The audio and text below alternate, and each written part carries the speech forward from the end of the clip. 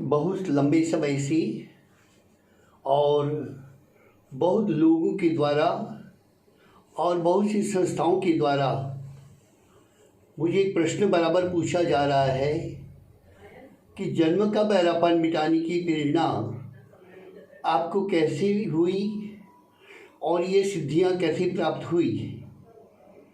नसें सूख जाने से आया हुआ कान का तमाम प्रकार का बहरापन आप बिना मशीन बिना ऑपरेशन के कैसे मिटाते हैं, क्या करते हैं, आपको सबसे पहले कैसे मालूम पड़ा कि बहरापन मिट सकता है, क्योंकि ये तो युगों से चली आ रही समस्या है।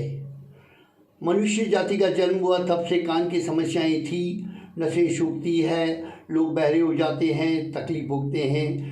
आपके दिमाग में, आपके मन में आपको कैसे सिद्धि प्राप्त हुई कि 1 घंटे में एक कान रेडी कर देते, दूसरे घंटे में दूसरा कान सुनने लायक कर देते हैं। तो मेरा प्रश्न का जवाब ये था और ये रहेगा कि लोग सीख के करते हैं ट्रीटमेंट, पढ़ते हैं, पीएचडी करते हैं, एमडी करते हैं और दूसरे और एजुकेशन लेते हैं, तब गले उतरती है। मुझे बचपन में केवल 6-7 वर्ष की उम्र में ही मेरे गुरुजी ने मुझे ये वरदान दे दिया था, एक बार कहा था कि ये कार्य तुम्हें करना है।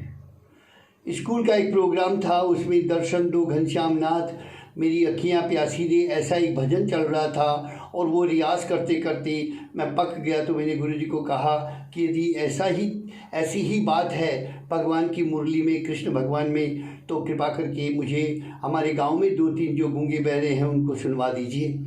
तब उन्होंने मुझे कहा कि ये कार्य तुम्हें करना है, समय तुम्हारे पास में बहुत है, बच्चे तुम बड़े होकर के यह कार्य करोगे।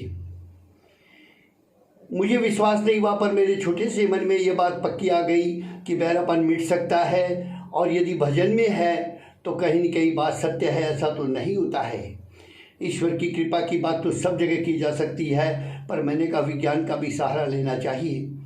और मैं छोटे से मन में ये सोचता रहा कि बहरापन कैसे मिटता है, क्या करता है और कैसे होता है।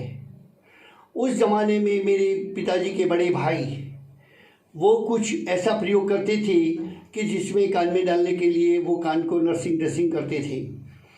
वहीं से मैंने सोचा कि ये तो कबाड़पंथी का काम है, इसके ऊपर रिसर्च की जाए और कुछ तैयारी की जाए। तब से मैंने उस इंग्रेडिएंट को तैयार किया और उसके अंदर संशोधन किए, और जैसे जैसे बड़ा होता गया वैसे वैसे मैंने इंग्रेडिएंट को बढ़िया बना लिया और बनता गया। आज भी उसमें कई इंग्रेडिएंट बदलते हैं, चेंज करते हैं, और वो इतना बढ़िया एक तरह से लिक्विड तैयार हो गया है कि कान में 1 घंटे में एक कान रेडी हो जाता है, दूसरे घंटे में दूसरा कान हो जाता है।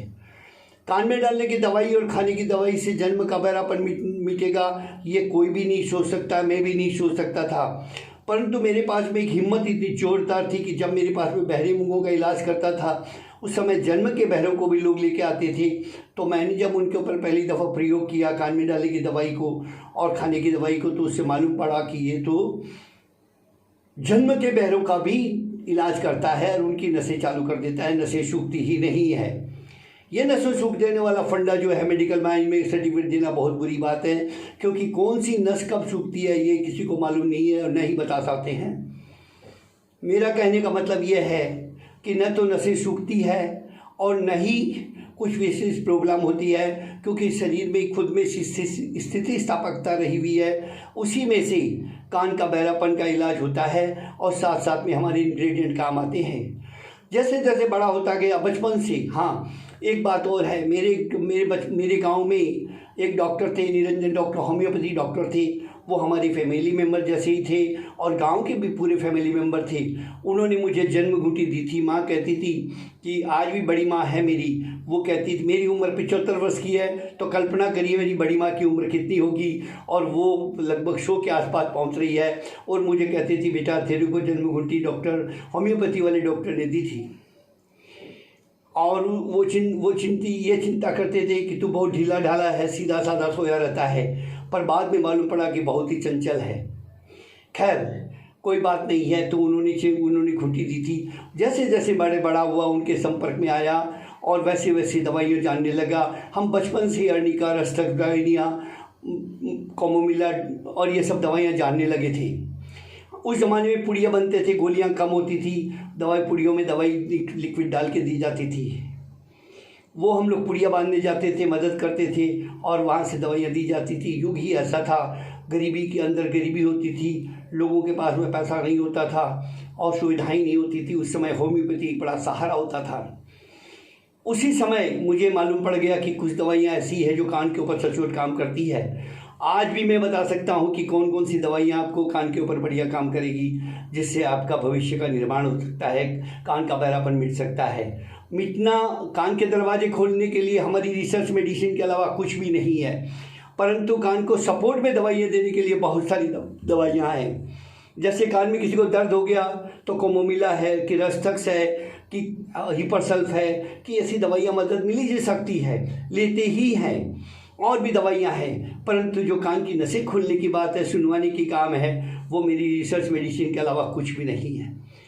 1 घंटे में कान रेडी कर देना, बोलना कितनी बड़ी बात है। मेरे सोशल मीडिया पर इतने वीडियो डाले हुए हैं कि जो लोग ठीक होते हैं वो आशीर्वाद देते हैं और वीडियो डालते हैं। आज ही मेरे पास में मेरी पत्नी की सहेली आई थी, उनके बूढ़े पापा जी आए थे लेकर के, तो उन्होंने बताया कि उनका कान बंद है। मैंने कहा दादाजी 1 घंटे में कान रेडी। बोले क्या बात करते हो, और उन्होंने प्रयोग किया, वो ठीक हुए, खुश हो गए। ऐसे तो हजारों वीडियो है। प्रश्न क्या था कि ये तुम्हें कहाँ से मालूम पड़ा? बात ये थी कि इंट्यूशन हो रहा था, मालूम पड़ रहा था कि कुछ न कुछ जरूर इसके अंदर कुछ ऐसी बातें जो बड़ी सरल चीज़। मैं बचपन से सोच रहा था कि दवाई इतनी सरल होनी चाहिए, सीधी होनी चाहिए, कि जिससे विडंबना ना हो, लंबा चौड़ा काम ना हो, साइड इफेक्ट नहीं हो। इसीलिए हम ऐसे इंग्रेडिएंट की खोज में थे। हमारे पास में बहुत इंग्रेडिएंट आए, पर हमने कहा नहीं, हम ऐसे कोई भी इंग्रेडिएंट का काम नहीं करेंगे जिससे साइड इफेक्ट हो। बिना साइड इफेक्ट के कान को चला देना, सुनवा देना, जन्म के बहरे बच्चों को सुनवा देना, कम सुनते को बोलता कर देना, बोलने वाले की भाषा शुद्ध करना। और हम ये कहते हैं सुनी हुई चीज़ को सुन के जवाब देने का मतलब सुनना होता है। जो शब्द कान में जाएंगे उसका निर्माण करोगी, मेमोरी में जाएगा, तब बोलना सीखोगी। लोग जादू समझते हैं कि जो सुन गया बोल जाएगा, नहीं, वो एक विदेशी भाषा सीखने जैसा है। फिर से कहता हूँ, नसें सूखती ही नहीं है, फिर भी जो शब्द कहा जाता है नसें सूख जाने से आया हुआ कान का तमाम प्रकार का बहरापन, अब बिना मशीन, बिना ऑपरेशन की, सुनवा की, बुलवाने की, समझने की, सुनने की क्षमताओं को बढ़ाने की स्पेशल शिविर हम लोग लगा रहे हैं। देश विदेश से लोग आ रहे हैं, हजारों की संख्या में लोग लाइक कर रहे हैं, देख रहे हैं, समझ रहे हैं। देखिए, विश्व के अंदर एक डंका जरूर फैलेगा कि बहरापन कोई रोग नहीं है, क्योंकि यह सबसे बड़ा अभिशाप है। आपने देखा होगा बहरे मूंगों के स्कूल में कैसे फौजें तैयार हो रही है। डेफ एंड डम स्कूलों में जा के प्रोग्राम करते हैं, वहाँ उनको बुलवाते, 1 घंटे में सुनवाते हैं, उनका नाद करवाते हैं और उनको दूर दूर तक सुनवाने की भाषा करते हैं। परंतु उसके बाद में दुख की बात यह है कि उनको पढ़ाने वाला कोई नहीं है, भाषा का ज्ञान देना। मैंने कहा बड़ा सिंपल है।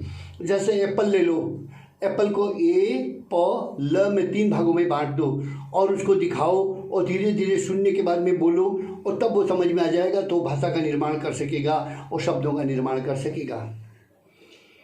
डोरबेल बजाओ, बातें करो, सुनो, डरो मत, वीडियो टीवी चैनल देखने दो, बच्चों को साथ में दोस्ती करो और कोई एक्सपेक्टेशन मत करो कि बहुत जल्दी बोल जाएंगे।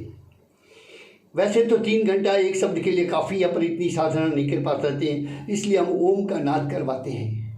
हम कहते हैं ओम का नाद करिए।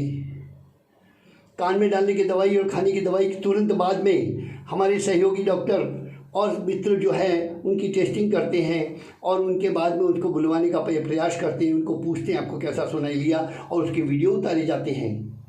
और वो आशीर्वाद के वीडियो यूट्यूब और गूगल पर, सोशल मीडिया पर डाले जा रहे हैं, क्योंकि उनका आभारी हूँ कि सोशल मीडिया ने सही सोचा है कि जो काम सरलता से हो सकता है उसके लिए बड़ी बड़ी। आजकल मुझे दुख क्या हो रहा है कि जिनके पास कुछ काम नहीं है, समाचार नहीं है, उनको हम एडवर्टीजमेंट के लिए पूछते हैं तो ऐसे आसमानी भाव बताते हैं कि जिससे हम कोई काम नहीं कर सके। उनको ये भी मालूम नहीं है कि इंग्रेडिएंट किस काम का है, क्यों कर रहा है। ये नाचने गाने का प्रोग्राम नहीं है, यह एक बहुत ही यूज़फुल प्रोडक्ट है जो संसार के लिए बहुत जरूरी। पूरी विश्व इंतज़ार कर रहा है, इस प्रोडक्ट का पूरा विश्व इंतज़ार कर रहा है। और ये जब संसार के बाज़ार में जाएगा और लोगों का बहरापन मिटाएगा और मिटा रहा है, तब विश्व में एक अलग बात होगी। एक सामान्य सा लड़का जिसको मैंने कहा कि मेरे एजुकेशन के साथ में इसका कोई संबंध नहीं है। बहरापन कोई रोग नहीं है, बहरापन कोई समस्या भी नहीं है। एक सरल सीधा सा प्रोसेस है, उसको करो और जन्म का बहरापन भी मिटाओ, बाद में आया हुआ बहरापन भी मिटाओ और कान के रोगों की चिकित्सा भी करवाओ और सारा इलाज बढ़िया से करो, खुश रहो, घर में रह के काम करो। हम तो 3-3 महीने की दवाइयाँ जैसे टिफिन देते वैसे दे देते हैं। उनको कहते बेटा चिंता मत करो, 7 दिन में एक बार जब रविवार को टाइम हो तो कर लेना। इस प्रोसेस से यदि कान ठीक होता हो तो भगवान सबको ऐसी सद्बुद्धि दे कि ट्रीटमेंट करवाएं, करें और दूसरों को खुश रखें। हम आज का ट्रेनर बनाना चाहते हैं। हम कहते हैं बाहर से आने वाले व्यक्तियों की आप ट्रेनिंग लीजिए, बहरापन मिटाइए, कन्वीनर हो जाइए, स्पोर्ट्समैन बन जाइए, हमारे यहाँ के जो भी है ब्रांड एम्बेसडर बनिए, ताकि हम संसार में ये डंका बजा सकें कि बहरापन कोई रोग नहीं है। आजकल कुछ एक विचित्र तरह का काम हुआ है कि ऐसे जो मैं ये कहता हूँ कि नशे सूख जाने से आया हुआ बहरापन कभी भी ठीक हो सकता है। और हम लोग जो कोक्लियर इम्प्लांटेशन से बिगड़े कान ठीक करते हैं तो कोक्लियर वाले डर गए हैं, वो लाके विरोध करते हैं, उनको समझाते हैं। तब कहते भाई प्रयोग करके देखो, यदि आपका कोक्लियर जो किया हुआ कान ये कर चुका है, दूसरा बाकी उसको ठीक होगा तो बच्चा सुनेगा तो ज़िंदगी भर आशीर्वाद देगा। उसमें भी कुछ टोले आते हैं, कुछ बदमाशियाँ होती है, विरोध करते हैं। क्या मालूम क्या तकलीफ़ है, पैसे के लिए लोग क्या करते हैं। हम तो कोई बड़ा चार्ज भी नहीं करते। हम लोग एक बार रजिस्ट्रेशन किया, उसको कहते हैं भैया तुम मेरे हमेशा के लिए मित्र बन गए हो, 3 महीने की दवाइयों के अलावा भी तुम्हें मेरी सर्विस की ज़रूरत तो ले सकते हो। उस समय फिर से 21,500 भरवाने की प्रथा बंद कर दी गई है। केवल 2,000 रुपया डॉक्टर की कंसल्टिंग दो और अपनी दवाइयाँ ट्रीटमेंट घर बैठे मंगवाओ। देखिए रिजल्ट बहुत बढ़िया है, कोई संशय न करें, कोई चिंता न करें, परिणाम आपको आशातीत मिलेंगे। धीरज तो रखना चाहिए। देखिए जो बिल्कुल बच्चा नहीं सुनता, आपने पहली दफ़ा जिसका ट्रीटमेंट करवाया और सुनने लगा है तो उसकी बुलवाने की जिम्मेवारी आप लेंगे तो ही आना है। जादू समझने की बात करते हो तो ना आइएगा, उसी दिन बोल जाएगा, उसी दिन सुन जाएगा, उसी दुनिया आ जाएगा, ऐसा नहीं है।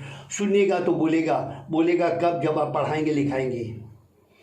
देखिए कुत्ते बिल्ली को याद करो, पशुओं को याद करो, कान तो बहुत बड़े हैं पर बेचारों को ट्रेनिंग देने वाला, समझाने वाला उनके पास में कोकड़ नहीं है, उनके पास में आंसरिंग मशीन नहीं है, इसलिए तकलीफ़ हो रही है।